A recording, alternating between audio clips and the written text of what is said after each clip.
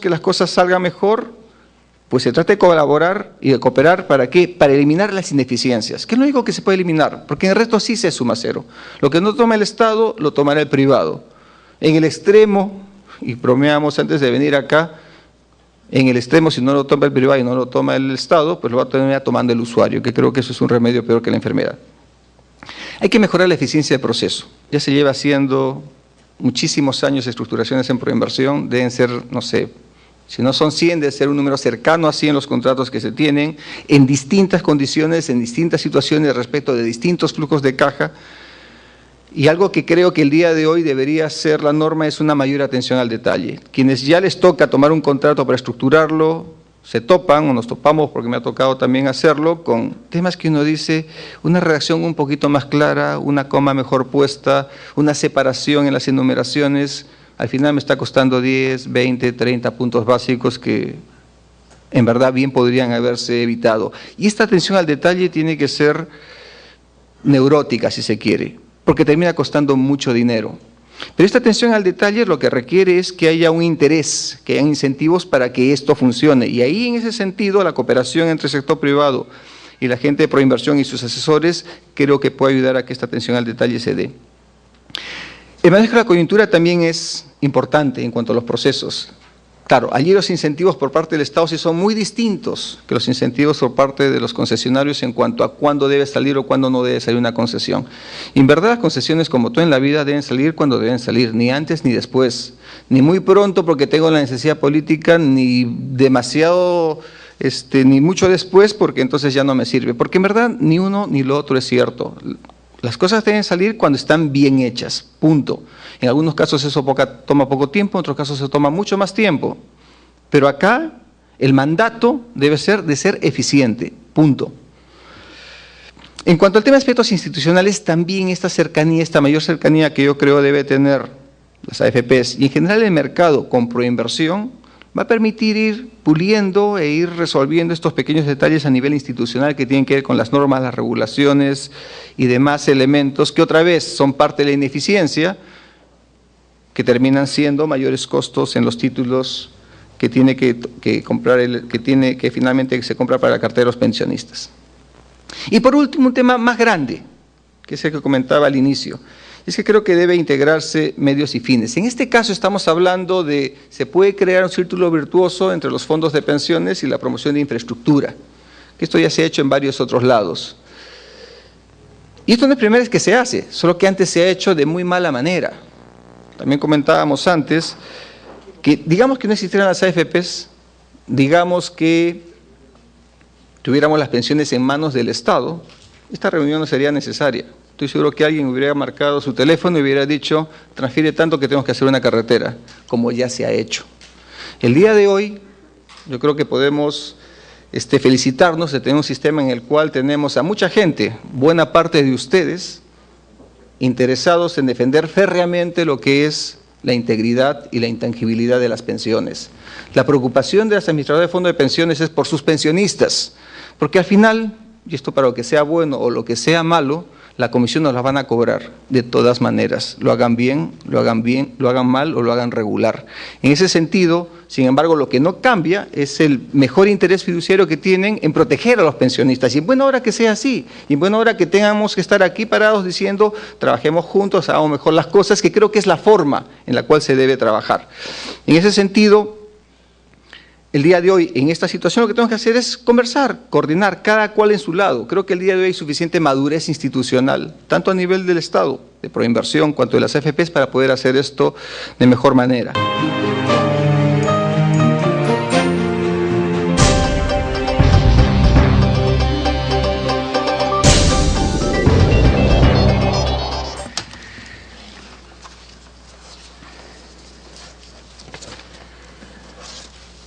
Buenos días a todos.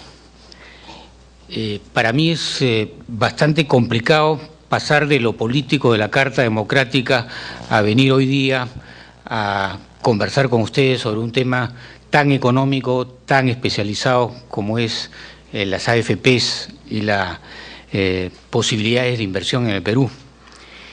Y quisiera referirme a lo político inicialmente. Nosotros ayer en nuestro diálogo con quienes han sido los visionarios de la democracia en América Latina, expresidentes de casi 13 naciones que estuvieron con nosotros, les informamos cuáles eran las palabras que nosotros estamos utilizando en nuestro gobierno, en el gobierno del presidente Ollanta Humala.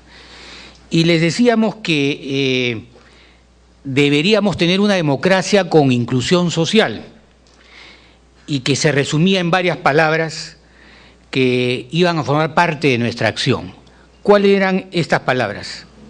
Era reforma, concertación, democracia, libertades, inclusión, crecimiento, redistribución, paz con justicia, descentralización, transparencia, seguridad, soberanía.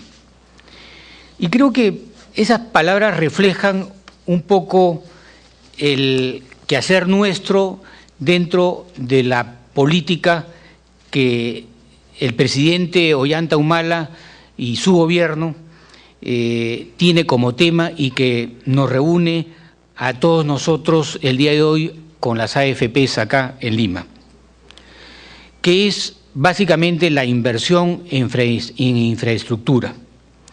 Ese es el tema crucial para el crecimiento de la economía peruana. Las asociaciones de fondos públicos, las administradoras de los ahorros provisionales de nuestros trabajadores pueden y deben jugar un papel fundamental en el financiamiento de la inversión en infraestructura física que el país requiere con urgencia para seguir creciendo. Esta infraestructura hará posible una mayor integración del país mediante el desarrollo de sus mercados internos y también permitirá mejorar las conexiones comerciales con los países vecinos y con el resto del mundo. El crecimiento del país debe sustentarse también en la diversificación del aparato productivo, en la creación de nueva capacidad productiva orientada al mercado interno o al externo, ya sea en la industria o la agroindustria o en servicios como el turismo. El crecimiento del país no puede basarse solo en la exportación de materias primas. Esta diversificación del aparato productivo es indispensable para que el crecimiento económico se base en aumentos de productividad, genere suficientes empleos decentes y para que induzca mayor inclusión social. Sin embargo, desarrollar mercados internos o exportar a los vecinos es difícil o imposible sin buenas conexiones entre las distintas zonas geográficas y demográficas del país. Las inversiones en infraestructura crean estas conexiones y disminuyen los costos de transporte y comunicación. La carencia de infraestructura, puertos, almacenes, carreteras, saneamiento, energía y telecomunicaciones limita el crecimiento de la economía peruana y la diversificación de su aparato productivo.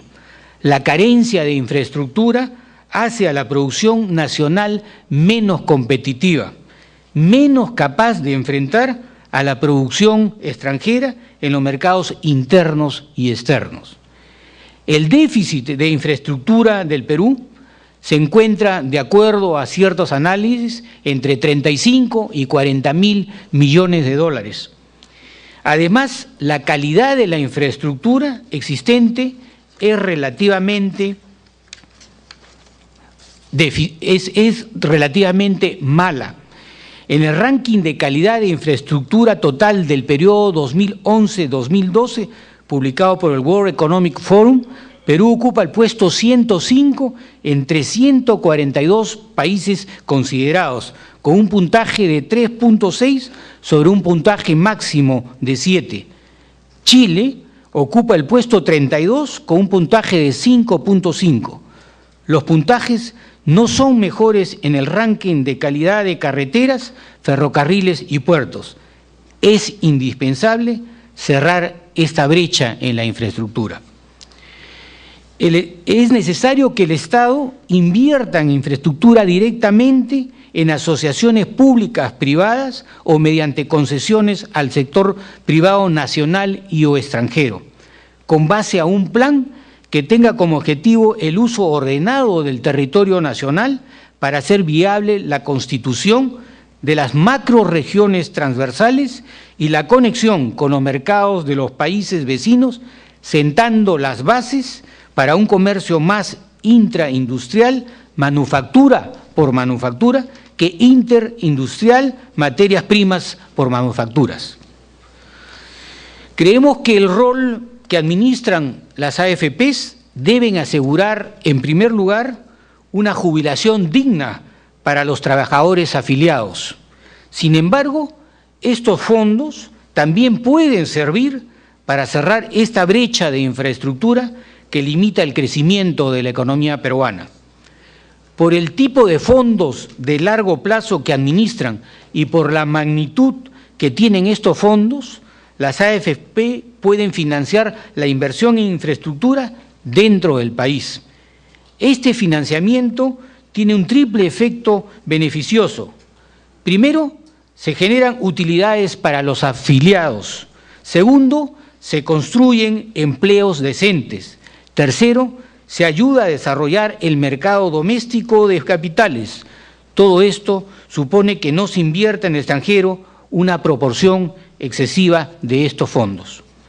Es claro también que se puede evitar que algunos riesgos asociados a los proyectos de inversión en infraestructura recaigan sobre los afiliados de las AFP. Por ejemplo, a través de las asociaciones públicas privadas, se puedan separar los riesgos y solo los que responden a negocios seguros y adecuadamente sustentados pueden ser asumidos por las AFPs. El punto es que debemos generar oportunidades de inversión adecuadas para el ahorro previsional y para que éste se rentabilice fundamentalmente en el mercado doméstico. Esto permitirá que la inversión en infraestructura sea mucho mayor a la que podría realizar el gobierno en forma directa o solo con sus recursos. Dado el Plan Nacional de Infraestructura, ofreceremos en su momento y que debe tener como objetivo la integración del país mediante el desarrollo de los mercados internos y la conexión comercial con nuestros países vecinos. El límite al financiamiento de inversión en infraestructura solo dependerá de cuánto pueden invertir o de las AFPs o de cuál es el monto que puede garantizar el Estado. Permítanme terminar con una breve referencia a la actual coyuntura internacional. Las economías más importantes del mundo, que explican más del 50% del PBI mundial, atraviesan nuevamente una fase de estancamiento o recesión acompañada de una crisis financiera. La experiencia con la crisis internacional desde 2008 al 2009 muestra que los efectos recesivos sobre la periferia se generan por la caída de las exportaciones y la salida de capitales, y que los países emergentes que tienen espacio para aplicar políticas monetarias y fiscales expansivas, como es el caso de nuestro país, pueden contrarrestar esas fuerzas recesivas externas y preservar así su crecimiento económico y la creación de empleos para todos sus ciudadanos. Estas políticas expansivas consisten en una rebaja de tasa de interés de referencia fijadas por sus bancos centrales y en un aumento del gasto público, ya sea en inversión en infraestructura o gasto en programas sociales. Estas políticas expansivas deben tener un carácter preventivo porque sus efectos sobre la economía real se demoran. En estas circunstancias, un programa para adecuar de adecuada infraestructura a todo el territorio peruano, como el que aquí seguramente ustedes están siendo discutido, permitirá también fatigar los efectos recesivos de la crisis internacional si se lanzan con prontitud y con una dirección correcta. Quisiera terminar indicándoles el mensaje también del presidente Ollanta, en el sentido de que las AFPs deben jugar ese rol fundamental que he señalado en base a los términos de concertación, de diálogo entre el gobierno y todos los actuantes productivos en el país. Ese es el mensaje de consenso, de concertación. Por eso pido que todos ustedes hagan todos los esfuerzos de sus inteligencias, de sus conocimientos, para que el Perú siga creciendo y que ese crecimiento sirva para esa renta, que sirva para incluir a todos los peruanos en el desarrollo y en el bienestar del país. Muchas gracias.